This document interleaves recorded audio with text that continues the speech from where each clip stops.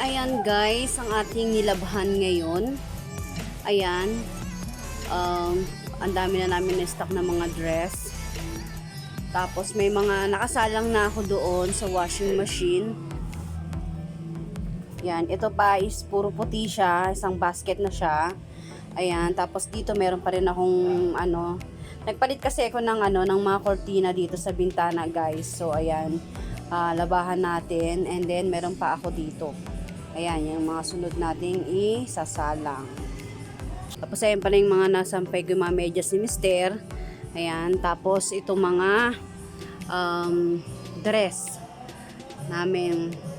Yan, mga polo shirt ni Mister yan. Tapos ito naman yung sa amin ng mga bata. Ayan, ang ating mga nilabhan ngayon.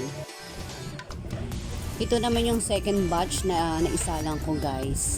Ayan, mga naman yan, mga short namin, short ng mga bata, yan, short namin ni Mister. Yan naman yung second batch na isinalang ko, kaya yan, sasampayin na natin. Hindi ko naman lahat yan guys, inuubos yung mga labahan na yan, kasi nga, wala akong sampayan.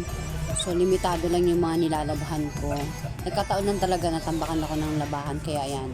Sobrang dami kong nilalaban ngayon, pero ayan, uunti-untiin lang natin siya, or kulang pala, hindi kayo kasama. Ayan.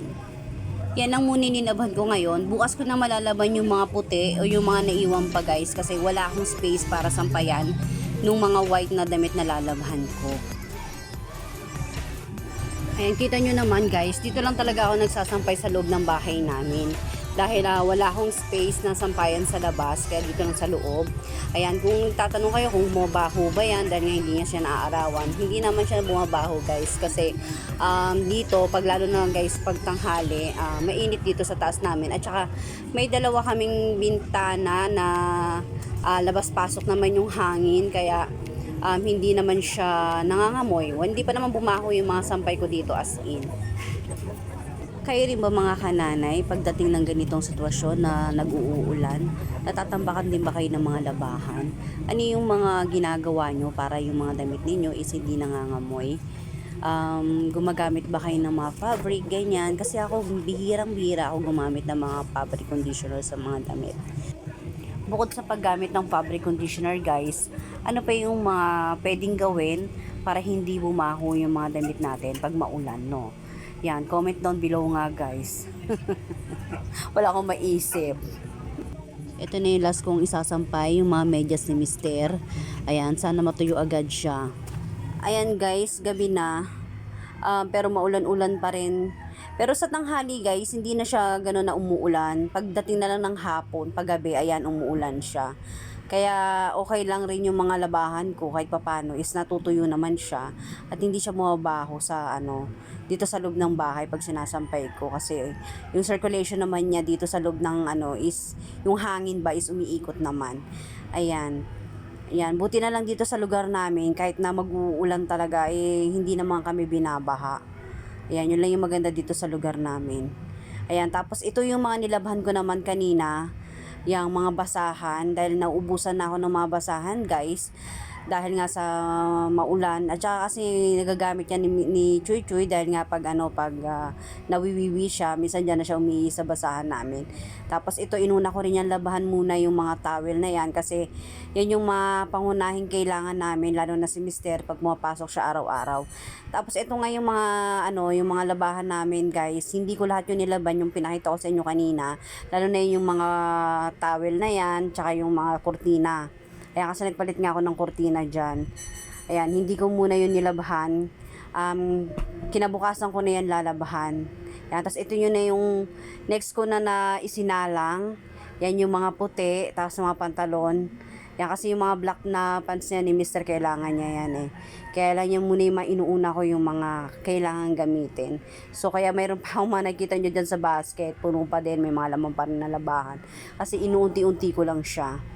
And then, ito na yung mga natuyo na guys. So, yan na yung mga tutupiin natin. Yung mga una kong naisampay, yung mga dress namin, mga damit ng mga bagets. Ayan. Tapos dito nga, ayan medyo tuyo-tuyo naman na to, pero hindi ko muna siya tutupiin. Kaya dyan ko lang muna siya sinasampay para medyo ano pa, mahanginan pa siya. Tapos yan, kung saan ako nagsasampay, o diba, ang dami na nakasampay dito sa taas namin. Ayan, para siyang ukay-ukay. Ukay-ukay kayo dyan. Yan, ganyan yung ano, yung sitwasyon ng taas namin guys pag naglalaba ako. Ang dami talagang mga damit na nakasampay. Kasi nga, yun ang mahirap dito sa amin yung pag wala kayong sampayan sa labas. Ayan, lagay ko kayo dyan. Kaliligo ko lang rin. At sa wakas, nakaligo ko. Kasi ilang araw hindi naligo, guys.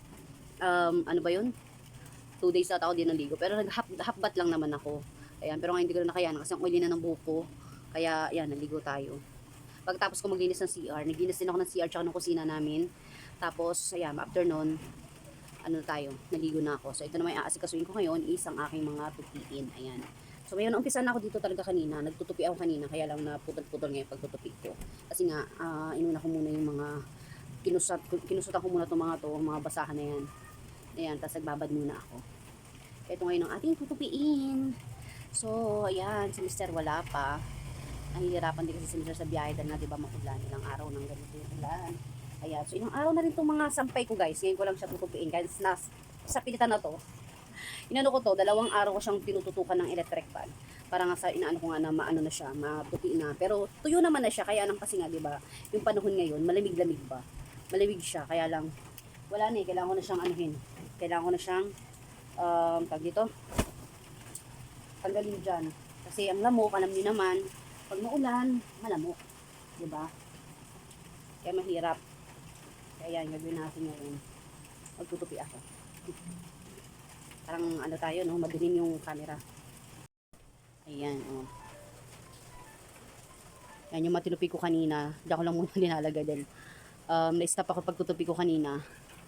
Ayan, kasi aga pa lang kanina. Maga ako nagising. Totoo lang wala akong tulog kagabi. Hindi ko alam ba't hindi ako nakatulog.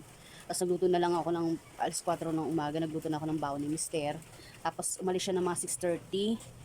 And then yun, bakit na ako dito para matulog. Kaya lang mga 10 o'clock, nagising na naman ako kasi may tumatawag sa akin yung PLDT. Nag-request kasi kami na ayusin yung telepono namin dahil ayaw gumana. Walang ringtone talaga. Walang dial tone. Tapos pag tumatawag siya, hindi kami naririnig. Parang ganun. Or hindi namin sila naririnig. Ganyan.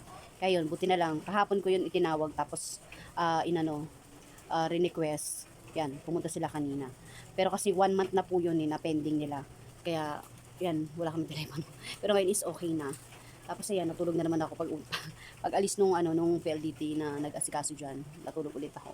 Nagising na siguro ako alas 2 na. Pati rin yung mga bata.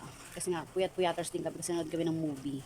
Bakasyon naman kaya okay lang. Pero sabi ko nga, ito na naman, malapit na yung pasukan. Kaya, ayusin ulit namin yung aming pagtulog. Diba? Ganoon lang talaga. So ayan, tatapusin ko muna ito, tinutupi natin.